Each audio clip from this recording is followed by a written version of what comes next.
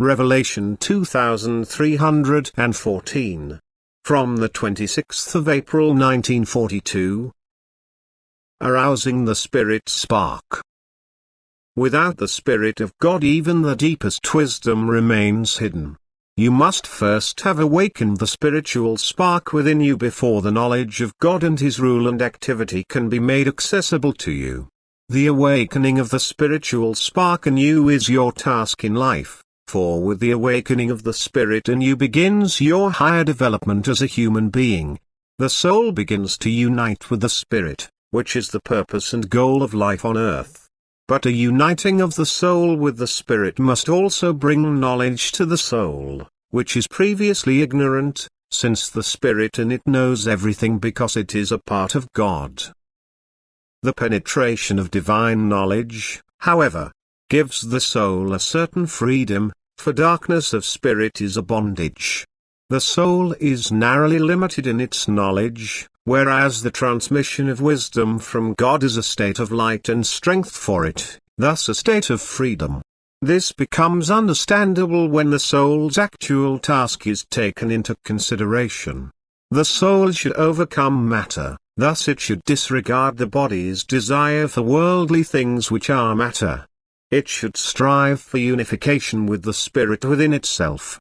Therefore the latter must appear desirable to it, and the Spirit must offer it something which it can oppose the body's desire. And this is wisdom from God. Now the soul also feels that it still lacks this, that it is therefore in a state of ignorance, in a state of imperfection, of limitedness and of bondage. And it feels that it can change this state through its will, that it can transform it into a state of knowledge and thus also of freedom and perfection, as soon as it seeks contact with the divine spiritual spark within it, which, as part of God, is something perfect. She feels that this connection redeems her from her bondage, because it becomes light and bright in her, because she is led from the state of ignorance into the state of knowledge. Knowledge is freedom, knowledge is light, and knowledge is strength. And the Spirit in the human being imparts all this to the soul as soon as the human being awakens this spiritual spark within himself. The awakening of the Spirit, however, is an act of free will, and therefore it also depends on the human being himself whether the divine secrets remain a secret to him or whether he is introduced to profound knowledge by the slumbering spark of God within him, the Spirit from God. And he has to express his willingness through loving activity, then the Spirit in him will awaken to life.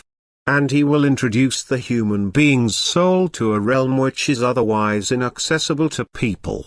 He imparts divine knowledge to him and sets the soul free. Amen.